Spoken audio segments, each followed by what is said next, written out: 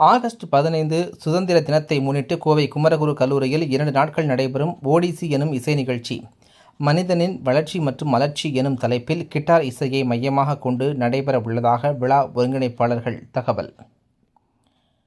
கோவை பந்தய சாலையில் உள்ள குமரகுரு சிட்டி சென்டர் மையத்தில் இசையும் காட்சியும் இணையும் ஓடிசி எனும் இசை நிகழ்ச்சிக்கான விளம்பர பலகை வெளியீட்டு விழா நிகழ்ச்சி நடைபெற்றது.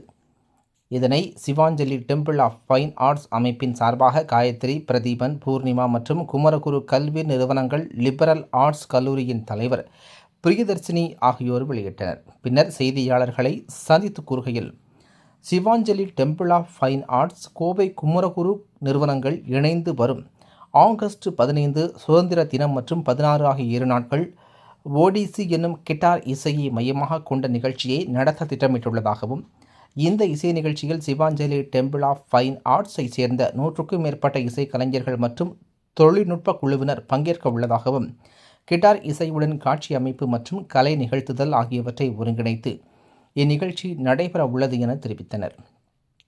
ஓடிசி என்பது அர்த்தமுள்ள மற்றும் சவால்கள் நிறைந்த பயணம் என பொருள் கொண்டது. வாழ்க்கையில் ஒருவர் கடந்து செல்லும் அனுபவங்கள், மாற்றங்கள் மற்றும் தன்னைத்தானே உணரும் நிலைகள் ஆகியவற்றை இசை மற்றும் காட்சிகள் மூலமாக வெளிப்படுத்தும் வகையில் வடிவமைக்கப்பட்டுள்ளது என தெரிவித்தனர். சிவாஞ்சலி சார்பாக கோவை மக்களுக்காக 5வது முறையாக பெரிய அளவில் நடத்தப்படும் கலை நிகழ்ச்சி இது எனவும், இந்த இசை நிகழ்ச்சியை காண நிர்ணய கட்டணம் என எதுவும் நிர்ணயிக்கப்படவில்லை.